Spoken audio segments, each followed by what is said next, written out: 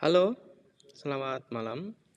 Perkenalkan, nama saya Endro Antono dengan NIM 121125123 dengan mata kuliah Seminar Manajemen dengan dosen pembimbing Dr. Farida Yulianti SHSEMM.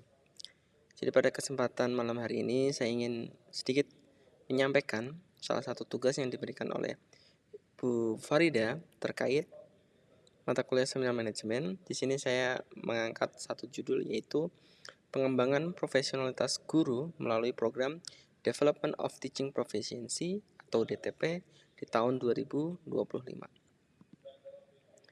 Jadi latar belakang saya mengambil judul ini adalah di sini ada 4 poin. Yang pertama, perubahan dunia pendidikan yang pastinya harus menuntut guru-guru untuk senantiasa beradaptasi, menyesuaikan dengan keadaan-keadaan baru di mana semua hal menjadi tantangan baru bagi guru-guru yang ada. Yang kedua, di sini misalnya ada transformasi kurikulum, sehingga ada beberapa perubahan kurikulum karena kita ketahui bahwa seiring berjalannya waktu akan ada perubahan-perubahan kurikulum yang senantiasa kita hadapi. Jadi misalnya di sini ada kurikulum merdeka, sebelumnya ada KTSP dan seterusnya. Yang ketiga yaitu tuntutan integrasi teknologi dan AI dalam pembelajaran. Karena kita tahu sekarang ini nggak cuma internet, tapi juga ada AI yang senantiasa anak-anak sekalian harus pelajari bagaimana cara menggunakan AI tersebut dengan bijaksana. Dan yang terakhir yaitu guru perlu ruang belajar, refleksi, dan peningkatan kompetensi berkelanjutan.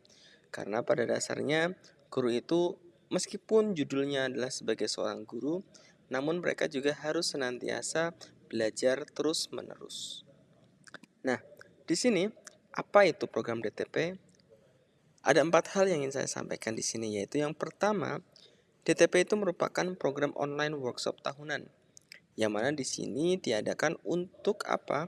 Dirancang meningkatkan kompetensi guru-guru yang ada, khususnya guru-guru yang bermata pelajaran sains, matematika, dan bahasa Inggris.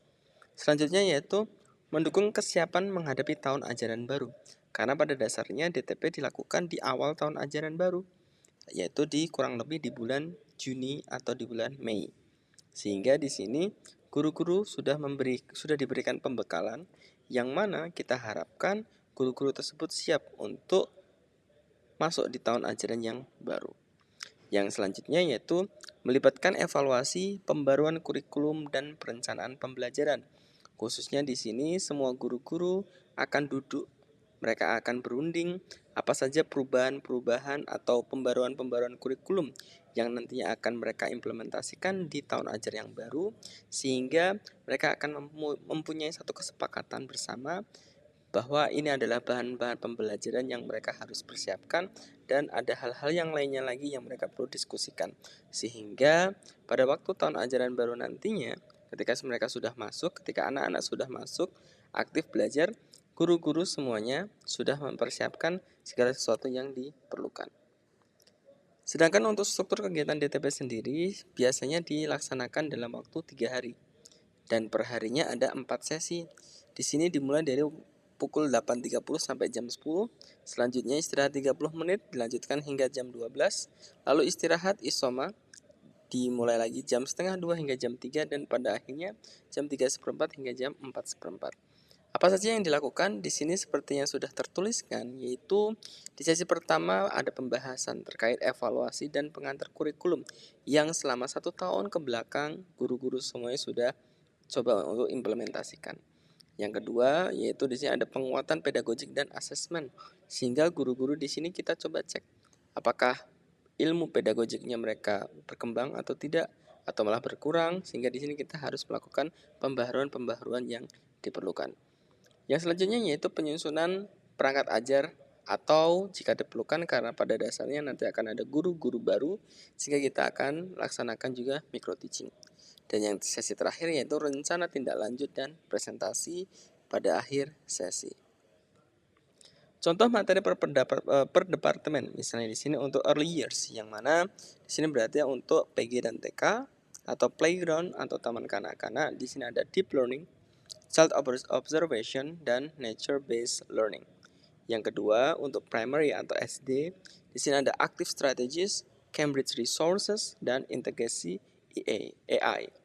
Dan yang terakhir yaitu untuk secondary, biasanya di sini digunakan untuk SMP dan SMA, yaitu dilaksanakannya micro teaching, marking workshop, problem based learning, dan escape room edukatif.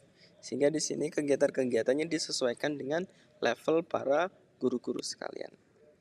Nah, bagaimana ketika kita membahas terkait relevansi program DTP untuk guru-guru yang mengajar? Di sini ada 5 poin penting yang ingin saya sampaikan. Yang pertama yaitu pastinya di sini akan berdampak pada penguatan pedagogik guru-guru semuanya. Yang kedua, ada penguatan materi atau content knowledge yang mana di sini penting. Karena semua guru diharapkan mereka sudah mastering topiknya, mastering materinya, sehingga mereka semuanya benar-benar ahli di bidang masing-masing.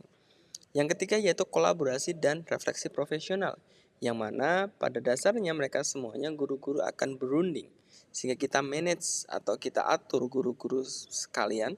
Untuk apa? Untuk diskusi antar sekolah, presentasi RPP, dan berbagi praktik terbaik.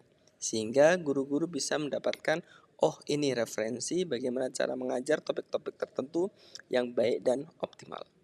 Dan yang keempat adalah ada integrasi teknologi, yang mana memang guru-guru baik itu yang usianya muda maupun yang usianya sudah lanjut, mereka harus aware, mereka harus paham tentang apa itu gunanya AI untuk guru-guru dan beberapa aplikasi-aplikasi yang lainnya, serta digital platform yang sepertinya memang di situ digunakan untuk pembelajaran di kehidupan sehari-hari. Dan yang terakhir yaitu penyusunan perangkat pembelajaran. Karena ketika semua guru itu berkumpul, mereka akan berunding dan mengumpulkan satu suara bahwa disinilah silabus, annual plan, modul ajar, serta exam pointers itu disepakati bersama. Sehingga akan diimplementasikan di sister school yang lainnya. Selanjutnya, apa saja dampak DTP terhadap mutu pembelajaran yang sudah kita lakukan? Yang pertama, di sini kesiapan guru meningkat, sehingga semua dokumen-dokumen pembelajaran, dokumen-dokumen yang digunakan sebelum pembelajaran sudah siap dan akan langsung digunakan. Yang kedua yaitu interaksi pembelajaran lebih aktif dan bermakna.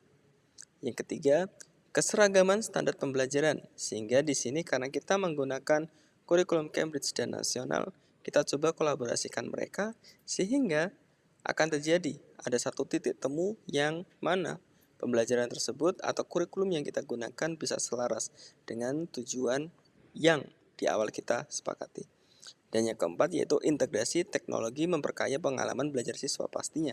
Karena semua guru sudah dibekali dengan ilmu ini, dengan penggunaan AI, penggunaan internet, penggunaan digital platform yang senantiasa mereka harus dapatkan, harus benar-benar mereka siapkan.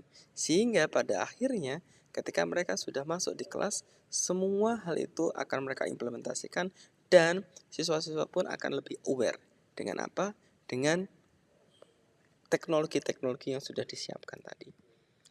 Nah, pada kesimpulannya, pada akhirnya DTP merupakan program strategis untuk pengembangan profesional guru.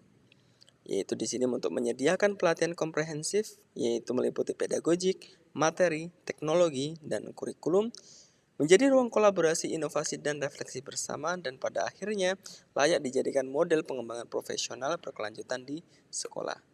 Dengan demikian, manajerial yang kita gunakan di sini yaitu guru-guru kita manage demikian rupa sehingga kita tidak hanya menyuruh atau menginstruksikan guru-guru atau staf tenaga pendidik kita hanya untuk mengajar, tapi kita juga coba untuk manage mereka bagaimana kita memberikan pembekalan-pembekalan yang cukup sehingga ketika mereka masuk di kelas mereka sudah benar-benar siap dan pada akhirnya semua pelayanan-pelayanan pendidikan akan dapat disampaikan dengan optimal.